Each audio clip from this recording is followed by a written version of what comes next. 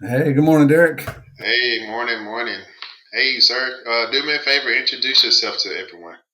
Hey, my name is Clay Powell. For Army purposes, I'm a colonel, but that's what I do. It's not who I am.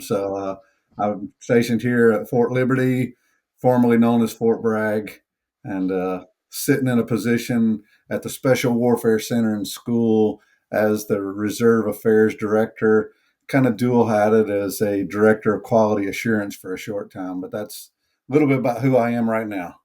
Oh, nice. And for those of you who, I know some people that are watching this will know this, but Colonel Powell used to be Lieutenant Colonel Powell. Then was the commandant for the RTEC in Fort Knox, where I used to be an instructor. Great, great leader.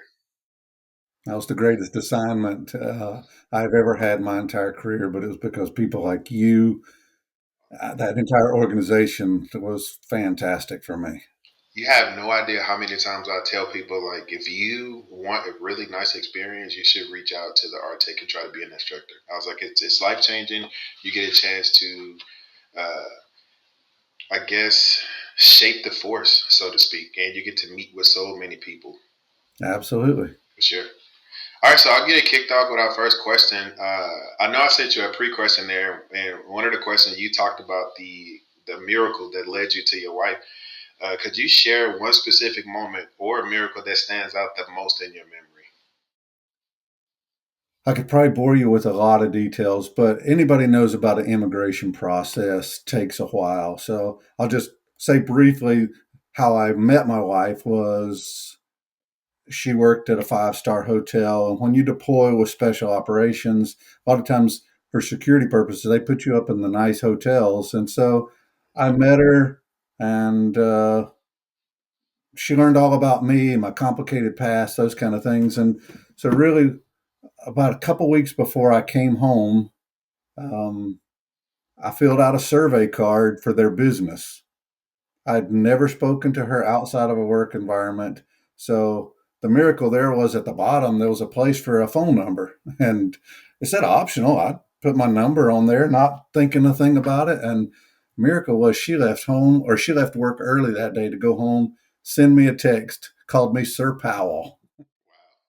And of course, I picked up the phone and called her right back, and the rest is history. But one more quick miracle: the immigration process takes a long time, typically, and so I asked her as we dated long term. I asked her, would she be willing to marry me in the U.S. And I promised her I'd take her back to the Philippines, marry her there, and she said she would do that. So I dropped my paperwork in February. That's another long story, but I left for Jumpmaster School in February of 2012. So Jumpmaster School is 3 weeks, and while I was there, I dropped off the paperwork before I graduated or before I went to school. 2 weeks into my schooling, I should be sleeping. Anybody knows about Army Jumpmaster School? There's a lot of study and a lot of memorization. I should be sleeping, but at 1 o'clock in the morning, I'm talking to her online because 12-hour time difference. And then I get a text saying, congratulations, your packet has been approved. So that little miracle in 2.5 weeks, we both shared at the exact same time. Like I didn't have to wait a day or 2 days or a week to tell her. She got the information the exact. I teared up just being able. That's the biggest miracle I'd love to say, and there's probably a ton more I could share. But our journey has been a wonderful journey, and I'm really thankful. Nice, that's pretty amazing. I know. Moving on to something that we talked about earlier, I know you're talking about faith and challenging times, and you spoke about your faith during your complicated past. Could you describe a particular instance where your faith was most challenged and how you overcame in that moment? Ooh, how was my faith most challenged? I think that difficult past with the divorce. I've always been involved with church and became a Christian at a young age, so I'm grounded in it. And then my favorite verse, though, is Psalm 37:4, where he says, God, delight yourself in the Lord, he'll give you the desires of your heart. He just doesn't say when. So, I mean, I believed that, but yet I didn't think it ever happened to me. So, when I went through this horrible divorce, sometimes church folks tend the most judgmental when people need the most help. You're And from Alabama originally, right? North Carolina, North Carolina. right in Okay. the center of the Bible Belt. Yes, same here. I was raised in Mississippi, so I do understand that. Yeah, and so you get hate mail, you get hate emails. Some of it's perception. I get that perceptions become reality. But anyway, I left. I'd never darkened the door of that a particular church again, and I mean, I was at my bottom really, and I entered in another church, and they just accepted me just as they are. They didn't care, and they just kind of helped pick me up, and it was almost as if God was saying, "I've got you," and He opened my eyes to a much bigger. Um, the world's full of hurting people. And there was a song that talked about "Alone I Cry," so that was the song that really hit me. Is like I cried alone, suffered alone, couldn't tell anybody because as a man, a lot of times you want to look strong. You don't want to let people know you got some weakness inside. And so, man, my faith was in turmoil, but I somehow kept believing. All right, God, I don't know how it's going to work. I don't know how I'll make it through this, but miracles along the way. The wife miracle, all that stuff was just. I mean, God saying, "I've got you." Yeah, Trust me, I've and got that's you. that. Is that long suffering that the Bible talks about a lot? Man, Yeah, my entire adult life was not a wonderful experience. And so my faith was really tested. I didn't lose it, but I sure thought about it many times. But God just led me to a different place. And now, I can reach out to somebody else because I've walked their shoes that maybe I would have never been able to help before. Uh, what about tipping points? I know you identify a lot of tipping points in your life. Uh, can you share a recent tipping point that has influenced your particular style of leadership or your personal growth as a leader? Oh, let's see. The most recent. Um, a tipping point, that led me to this position. Let me just say, I never anticipated making colonel. That it's really tight. I didn't have a master's degree. I didn't have war college. But then people like you and your wife, I promise you, when I went to your graduation there at Fort Knox, that was just inspiring deep inside. I was like, man, these people are getting after it. What are you going to do, pal? So I started working on the master's. But anyway, I came out on the colonel list without a master's and without war college. And then I came out on the war college alternate list. Well, I'd already made colonel. Like, I don't need war college now. There's no way I'm going to give 2 years of night school and just the amount of work it takes away from our family. So the Army had said, hey, we're going to send you up to Fort McCoy for 3 years. And, I just thought, okay, I'll suffer through that one, for the sake of the family. But a tipping point for me really had to do with my position or my alternate position flipped over to a resident position. But in doing and accepting a resident position at the Air War College, it put me in a different move cycle that sent me to the position that I'm in now. So that tipping point of making a decision uh, to accept distance learning, knowing I wouldn't do it, flipping it over. I mean, had I not made the decision of even accepting the distance learning, I would have missed out on this awesome experience of where I am now. And it just reminds me again when I'm talking to soldiers, it's like you don't know you're at a tipping point when you're there. It's when you look back and you can pinpoint certain things and certain key decisions, good or bad, that were tipping points for me. And that was the tipping point for me. War College helped open my eyes again, made me think more critically, gave me some better writing skills. And it just opened up the doors to some phenomenal leaders that I was able to kind of soak off of. Awesome. I like that. They said when opportunity knocks at your door, you have to be able to answer it and be ready for sure. Oh, yes. All right, let's talk about impact on a family. So, how was your wife's upbringing in the Philippine farm included? influenced your approach in perseverance and leadership? And could you share like a specific example of?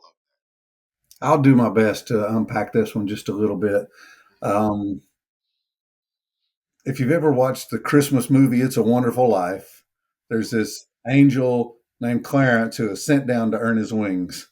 So I'll just say that my wife, I'll tell her this, and I tell many people, she's my Clarence. She's the one that was sent down to earn her wings. And you know what? She grew up on a farm as a farm girl, knowing she didn't want that life for the rest. I mean, they're poor. Her family's poor. Her community's poor, but she knew she had more to give in life than just simply staying out on the farm, sugarcane farm, the rest of her life. She got her bachelor's degree. I mean, like, wow, that's inspiring and kind of helped me think about perseverance and leadership. And then I watched her 6 months before I ever had the first date with her. I watched her in that hospitality industry. Uh, she's sharing apartment with four other girls so they could save money and send to their families. I mean, again, young leadership, the mind is thinking more about the future than what's right there in front of them. And although she didn't make much money, I would watch her slip somebody, maybe 1,000 pesos, which is the equivalent of like $20. And I'd say that's 3 to 4 days' wages. So I mean, her kindness, generosity, her strong leadership where she was just inspires me to be a kind, a generous leader, gracious, a patient leader.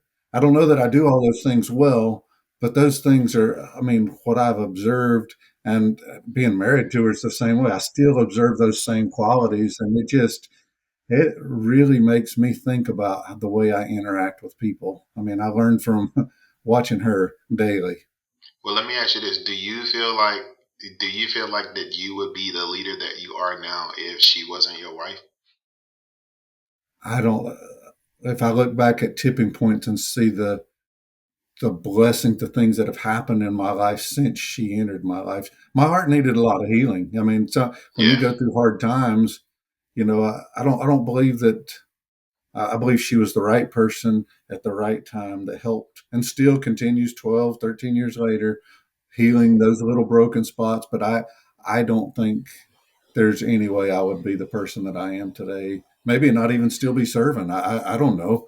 Right. Um, uh, she is definitely a key part of why I am, and she empowers me. Like, I don't know so many families. Their family life is tough, so it's hard for them to perform in their uh, positions of leadership wherever they are. So Hmm.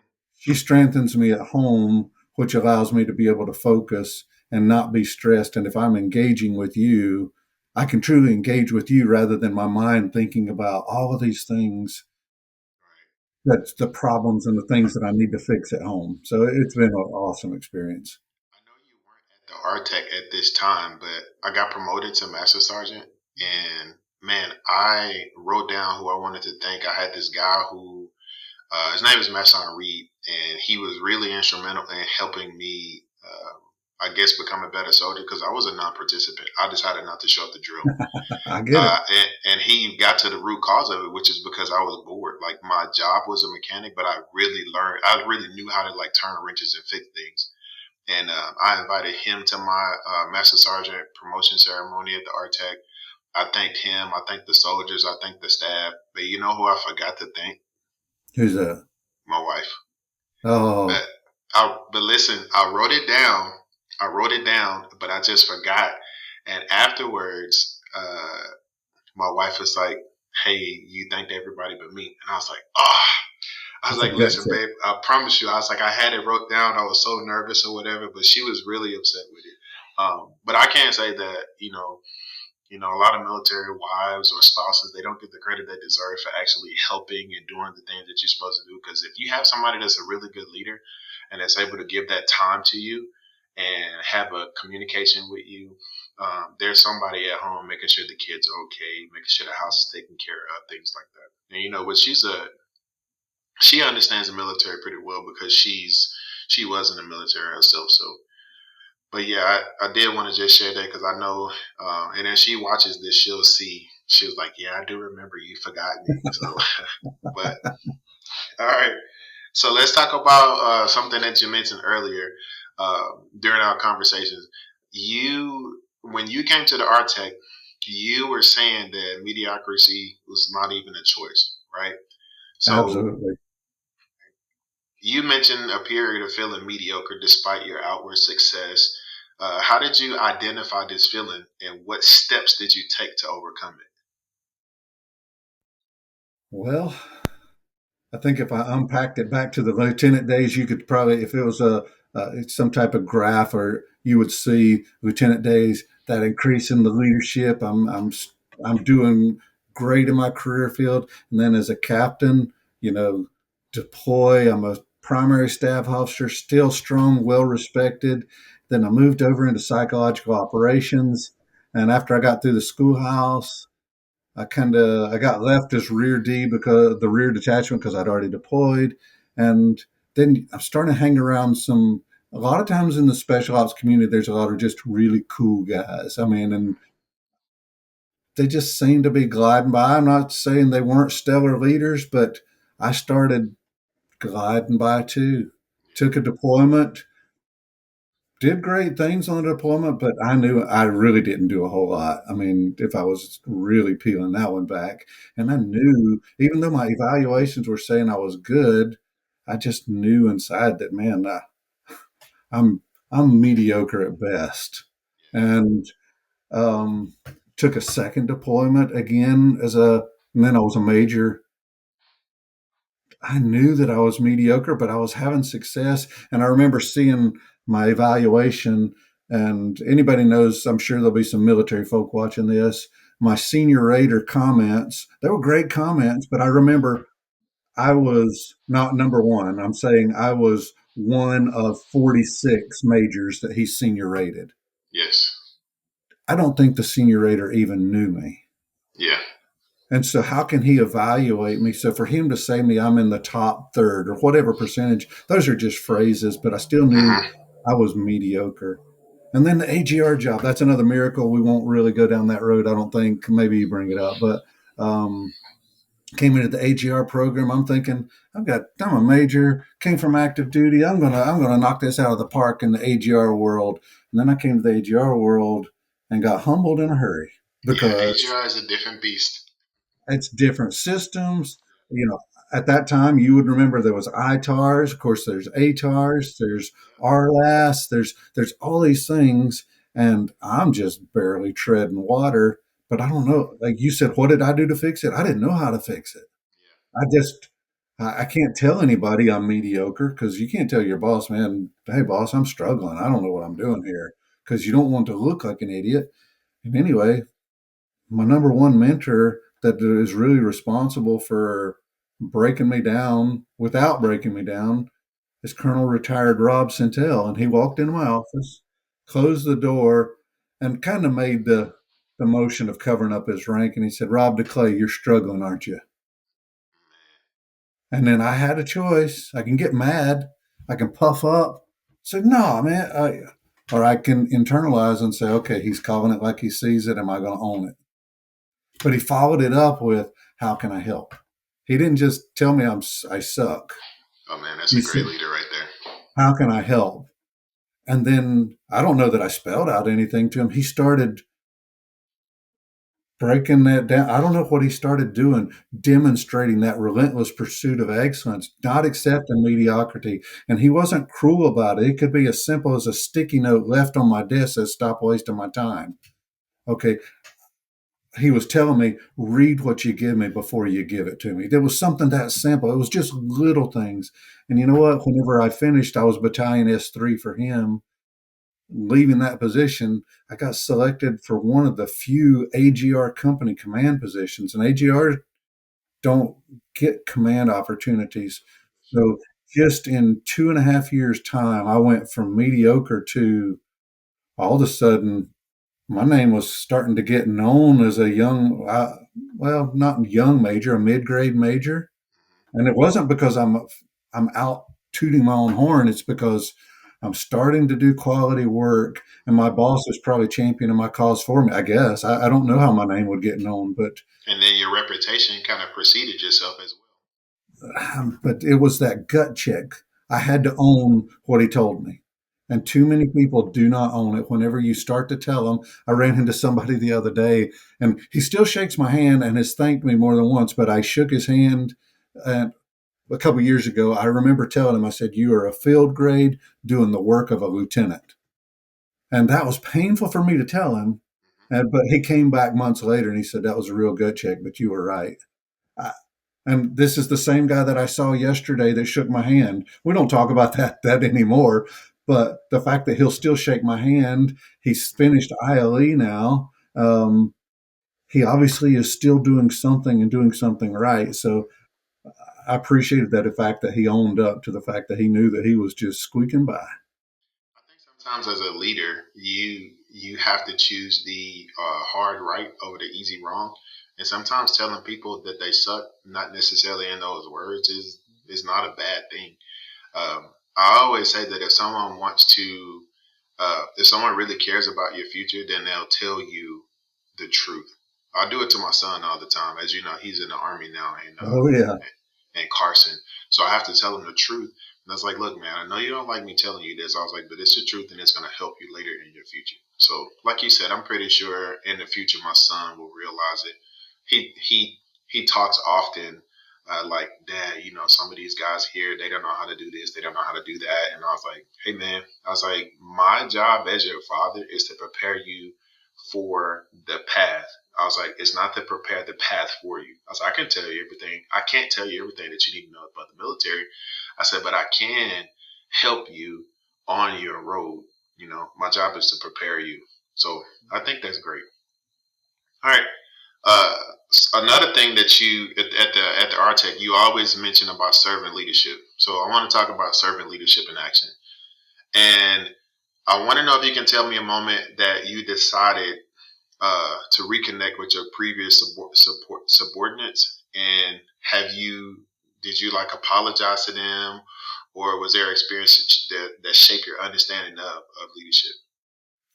Well, as Rob Centel continued to mentor me, I began to reflect back on people that that I feel like I failed in the past. I don't know how their view of me was, but in my mind, I felt like I really failed. And then, in the PSYOP world, it's a small community. I came back to brag, and all of a sudden I'm at these airborne ops where I'm just jumping with the active duty folks the same. And I started seeing one by one different soldiers who had worked for me. And I just, I didn't want them to look, when I look at your master sergeant rank, I mean, I'm amazed, I'm proud of you, and if they looked at me as the major or lieutenant colonel, I didn't want them scratching their heads thinking, what did the Army do with it? Like this guy was so bad before. And so I wanted to help with their thought process if they thought that, to be able to say, you know what, I was a terrible leader for you before. Like I didn't do anything to take care of you. I didn't really do anything to advance the PSYOP um, community. I was just a poor leader. And I want you to know I'm not the same leader that I used to be. And, I got a lot of positive responses or thanks or things like that. They never told me, hey, wow, we agree with you. Like, I can't control what they thought. I can control what I portrayed to them. But there was one particular soldier that, man, I've searched his name on the web. I found where he was working civilian. I sent him an email through because he was a school teacher. Never get a response. And it's just kind of a gut check. It's like, man, this is the one guy that he was superstar. And less than 2 months ago, one of my buddies who's married to a Filipino sends me a random text, and he's standing beside this guy. And I'm like, how did they triangulate and know that this guy down in Georgia knew me? But I don't know, somehow there was a connection, and I've been able to text it with him. I've been able to catch up to him. But you know what? and his response back to me is he's embarrassed of the way that he was. And I'm like, you were pretty stellar, man. Like he was a young NCO, E5 actually. But he was doing, I had him replace an E6. He was that sharp. He might have been doing some things on the side that weren't appropriate, but as far as job and things like that. So anyway, I knew that I needed, as I see, if there's any other soldiers that I see from those past, I want them to look at me and think, wait a second, the Army got this right, not scratch their head and say, there's another one that he was mediocre. I'd rather help them understand that, hey, I've grown up a lot. The Army's taught me a lot. Leadership, people around me, mentors have taught me a lot, and I'm not the same guy. So if I ever get the chance to work with you, you're not going to see the same guy you had before. Yeah, because even grass grows. You know, everything grows, even over time. You know, time and circumstances always change people's minds, their outlook on life, and how things are. And I think as a leader to like reach back and just say, you know, you didn't really catch me at my best, and I want to apologize for it. I Yep. think it's like pretty awesome. I hope it impacts them over the long haul. That's really another reason I hope to just plant those seeds in their mind that, hey, don't be afraid to own up to your mistakes. And who knows? I may never know, but maybe years down the road, somebody will pull me aside and say, that was a tipping point for them. I don't know. I hope so. For sure. Okay. All right. So I know one thing you always talked about is your faith. Me and a lot of other soldiers that were under your command at the RTEC always admired you for how you stood on your faith. So I want to talk about balancing faith and leadership. Um, you know, the military is a pretty diverse environment. How do you Hmm. navigate situations where your faith may conflict your leadership responsibilities? Part of my leadership philosophy really is talking about value and relationships. That's really important to me. So as for now, the Army doesn't make me choose between my faith or like if I value the relationship, I believe that will help me navigate through these things. If for some reason we're ever forced to do things that go against, then I would probably need to retire. But for now, I don't get to offer an opinion on certain hot topics that's going on with the military, but um, I really believe in valuing people. And as long as I'm able to lead soldiers and civilians who can do their job and they're prepared to protect our country, which is what we're called to do, then my faith is never going to interfere. And I'm not one that, I hate to say Bible thumper. I'm not walking around trying to beat people over the head with the Bible, but I do leave usually a Bible or something on my desk uh, that somebody will come in and inevitably comment on. They brought it up, not me. So I like them to know how I think or what makes me tick without me having to tell them. And I hope that my actions, by valuing people, by embodying some type of values that demonstrate morality, what you fill in the blank there, that it'll help me continue to navigate the faith and leadership balance that we all inevitably have to face. Yes, most definitely.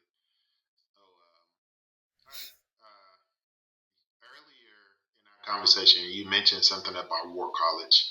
Yep. Um, how was the experience of arguing your position at Air War College, and how did it influence your decision making and your leadership approach? It's actually pretty difficult because I felt like me reading something the day before of an author who has probably done extensive research, then I'm going to have to try to critique and argument against or for. That's really difficult for me. But what it did help me is, as a leader, to learn to look for the holes, maybe even develop a counter, like go again completely against what you want to do. Sort of, I don't want to call it like a course of action analysis, but where you always have a throwaway in there that, hey, you're not going to do this course of action, I know but what you mean. coming up with a counter argument and trying to be able to defend it, because if you can defend that counter argument or shoot holes in the counter argument, then it'll help you with your decision a whole lot better because you've thought about all those the other things, the darts that are going to be thrown at you. So War College did a really good job of just making you look for holes and thinking about the other side, uh, not being blinded by your own biases, because we tend to make our decisions sometimes based upon our own natural biases based upon where I grew up, who I hung around with, my faith, all those things influence those biases. And War College just kind of really helped me think think through that a whole lot more. So I know that you're coming. Well, I'm assuming that you're coming to the end of your military career. How long do you have left, or how long do you see yourself being in uniform for? Well, I can do 6 more as of right now. Hmm. I can, and that would give me 30 years commission service.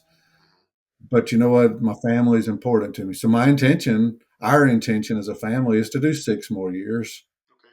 But I like to say, and another reason I say I'm not tired yet. If for some reason a life event threw at me, next month that caused me to rethink that, we could rethink that. But I'm not tired yet. I feel like I've got more to give.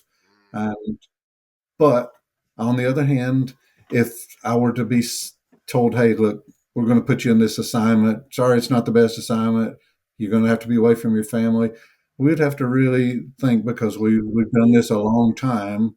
And so I could be one assignment away from being out, but our intention is to go out same way as Sergeant Major Pendleton. I felt like he went out at the top of his game all the way to the end. He did not even in that last year, I didn't feel like he was totally disengaged and not even committed. Like a lot of people, as they're getting towards retirement, they kind of check out. And he still continued to mentor. And I want to be that guy that goes finishes strong. That people say, you know what, he took care of people all the way to his last day there. Nice.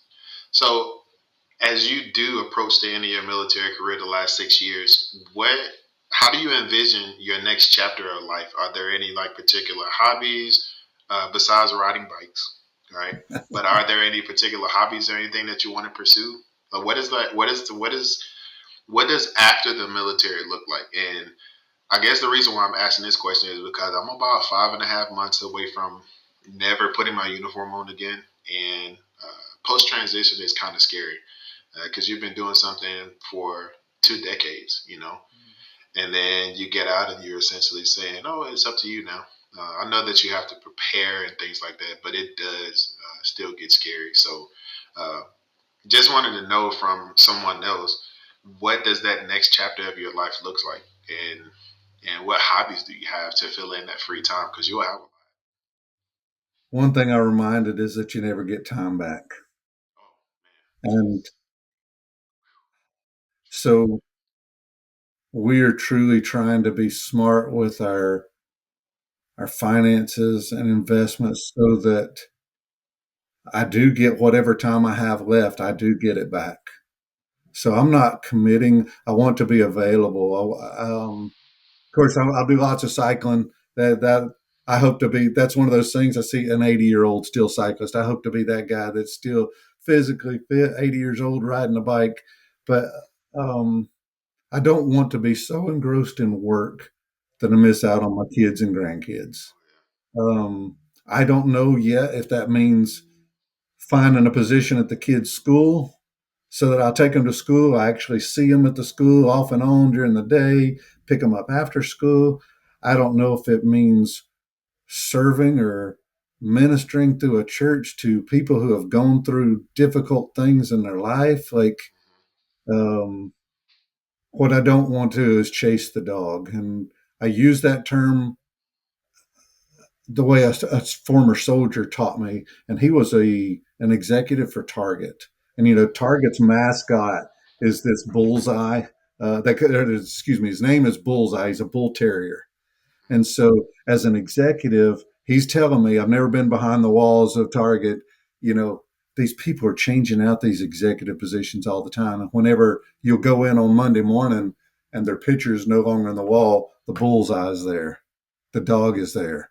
So they call it chasing the dog. So the, they're always chasing that next position, but people don't stick around. And I don't want to be always chasing the dog, trying to find the next greatest big thing.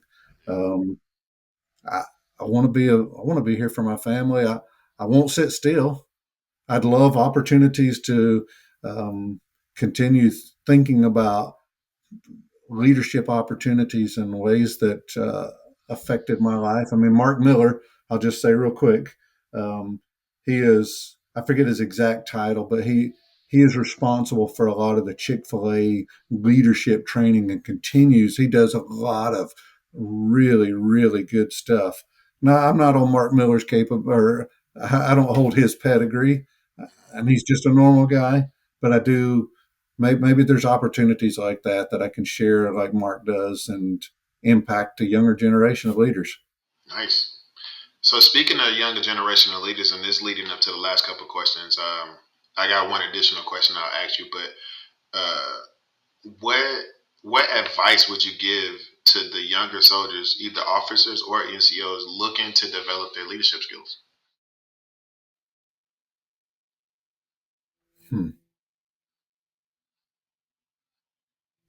That's a tough one. Just because I'd love to just sit there and tell them own.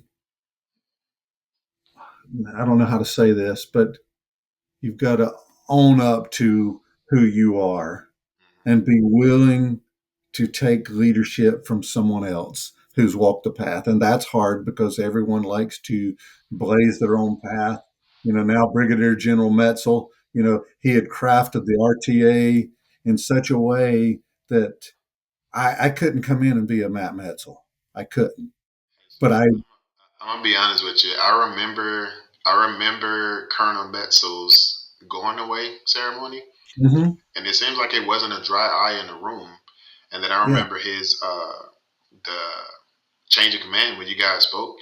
And after Colonel Metzel talked, I was thinking to myself, I don't know what this new guy, speaking about you, I was like, I don't know what this new guy is going to say, but he can't top that. And the first thing you said when you got on the microphone is, well, I don't know how I'm going to follow that. But because Colonel Metzel was, I never got a chance to serve under him for a long time, but, yeah. I heard it was pretty amazing. But go ahead. That's okay. So that's my point is be who you are, but be willing to learn. Like there are so many people who have done so many different things, and I believe we can learn from everyone. Some things we learn not to do, some things we learn to do, but don't be afraid to blaze your own path. But don't forget those who blazed it before you. They've got a lot of wealth, a lot of knowledge that they can help guide you through and help you navigate some of those hard times. The leadership 30 years ago is different than the leadership of today. It is. It's a different generation. But that young officer, that young NCO that's saying, "What do I need to do?" Find a mentor. Find a mentor that you can trust. Not so there's a Bible verse. Yeah, we know that iron sharpens iron. Boy, I've always thought if iron could talk, I'm sure it would be telling you how uncomfortable a process that is. Oh, yeah. Sharpening something, if it had a voice, it had feelings. So you've got to be willing to take that leadership from somebody else and let it help sharpen you to make. And if you're unwilling to do that, you're probably never going to fully reach your potential because none of us ever reach it alone. I mean, it takes those around us. So you've got to surround yourself with more than yes people. You got to have somebody that you can bounce stuff off, but you're willing to listen to and make those adjustments. That's the biggest advice I'd give any young leader. Yeah, and this is leading up to the next question, which is the last question. But there's a quote that I like, and it said that if you want to go fast, you go alone, but if you want to go far, go together. And Very true. I think that's great. So speaking of leadership quotes, what is one leadership quote that you live by, and why?